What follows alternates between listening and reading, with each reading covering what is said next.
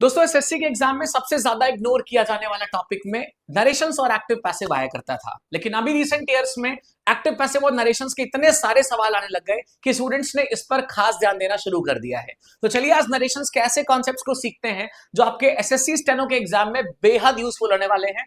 कोई सा भी नरेशन का क्वेश्चन मिलेगा, अगर आपने ये मिस कर दिया तो भाई समझ लो क्वेश्चन तो गया।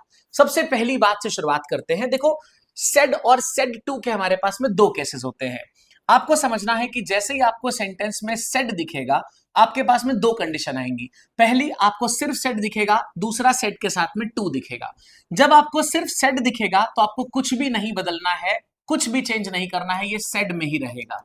अगर आपको सेड के साथ में टू दिख जाएगा तो आप इसको तुरंत चेंज करके टोल्ड में कर देंगे। ये बात फिक्स रहेगी। सेड टू के होने पर ही इसको चेंज करके आप टोल्ड में कर सकते हैं। जैसे ही सेड टू मी अगर लिखा हो तो आप टू के होने के कारण यहां पर सेड टू को टोल्ड में कर देंगे।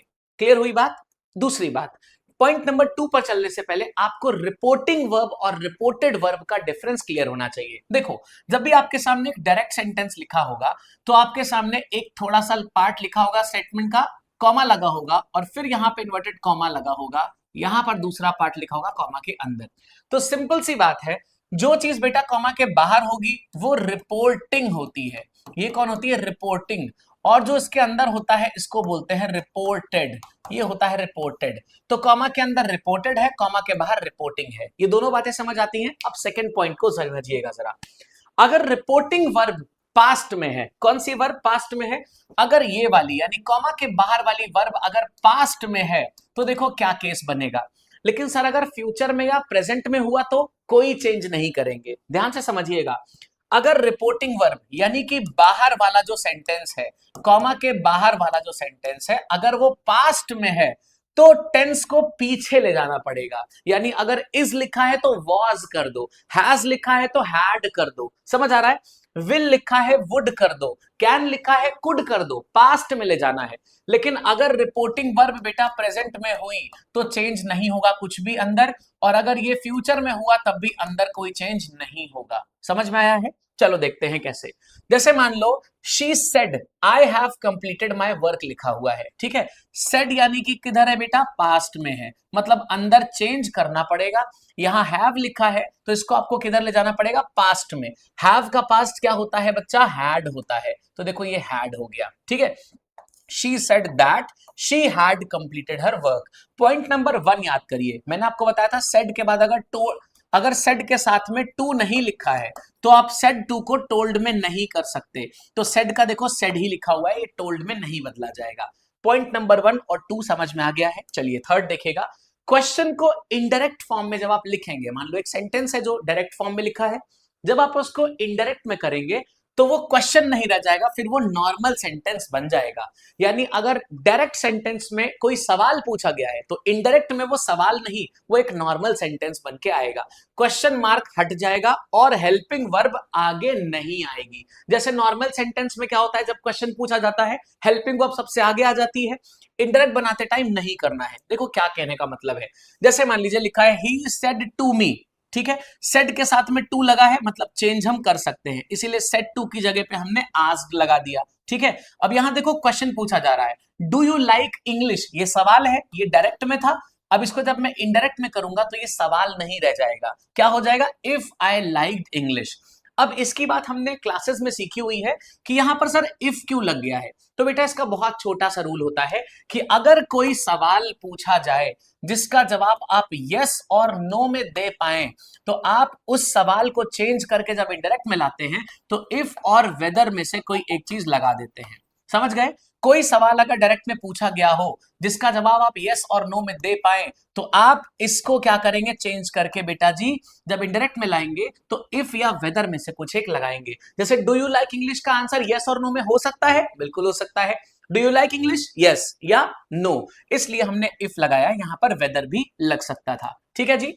पॉइंट नंबर 4 देखिएगा, सबसे इंपॉर्टेंट, और फिर आएगा आपके लिए असाइनमेंट। ऑर्डर या रिक्वेस्ट में हमेशा क्या करते हैं? टू के साथ में वर्ब की फर्स्ट फॉर्म लगाई जाती है, ठीक है। लेकिन मान लो ऑर्डर निगेटिव हुआ, तब हम क्या करते हैं? हमेशा नॉट टू प्लस वर्ब की फॉर्म लगाते हैं। समझना, ऑर्डर या रिक्वेस्ट अगर पॉजिटिव है तो टू के साथ में वर्ब की फर्स्ट फॉर्म, और अगर ऑर्डर निगेटिव हो गया तो टू और V1 तो ऐसे ही रहेगा, नॉट इसके पहले लग जाएगा। एग्जाम्पल में देखिएगा, जैसे ही said to me do not waste time, उसने मुझसे क्या कहा कि टाइम वेस्ट मत करो। अब देखो सेड के साथ में टू लगा है, मतलब चेंज हो सकता है, तो सेड टू को मैंने टोल्ड लिख दिया, ही टोल्ड मी। अब देखो यहां पर डू नॉट वेस्ट टाइम लिखा है, मतलब नेगेटिव ऑर्डर है। नेगेटिव के लिए हम क्या लगाते हैं, 2+V1 लगाते हैं और इसके पहले नॉट लग जाता है।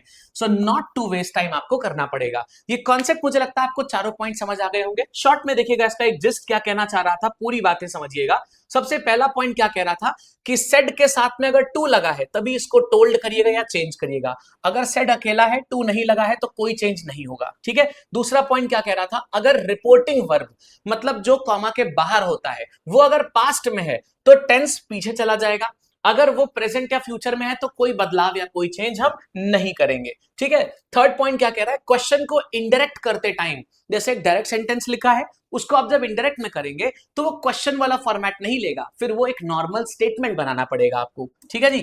फोर्थ पॉइंट क्या कह रहा था, ऑर्डर या रिक्वेस्ट जब भी होगा आपको 2+वर्ब की फर्स्ट फॉर्म लगानी होगी। इसी को हम क्या बोलते हैं, इन्फिनिटिव भी कहते हैं, इसी को हम ग्रामर में इन्फिनिटिव भी कहते हैं।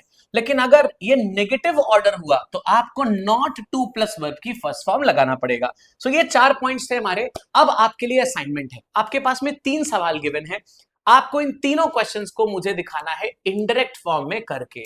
चलिए 3 क्वेश्चंस नहीं, इनमें से कोई भी 2 सेलेक्ट करिएगा, जो 4 पॉइंट्स बताए हैं वो चारों को इसमें मैच करिएगा और बताइएगा कि इनमें से किसी भी 2 का इनडायरेक्ट फॉर्म आप कैसे बनाएंगे। जिसका भी इनडायरेक्ट फॉर्म आप बना के मुझे कमेंट्स में बताएंगे उनका नंबर सही लिखिएगा। मान लीजिए आपको 1 और 3 वाला बनाना है तो फर्स्ट और फिर थर्ड इसका इनडायरेक्ट फॉर्म में सेंटेंस बनाकर मुझे जरूर बताइएगा।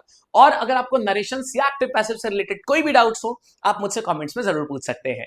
ऐसे और कंटेंट के लिए चैनल को सब्सक्राइब करना बहुत ज्यादा मैंडेटरी है और साथ ही साथ ऐसे और वीडियोस के लिए हमारे चैनल से लगातार अपडेटेड भी रहे।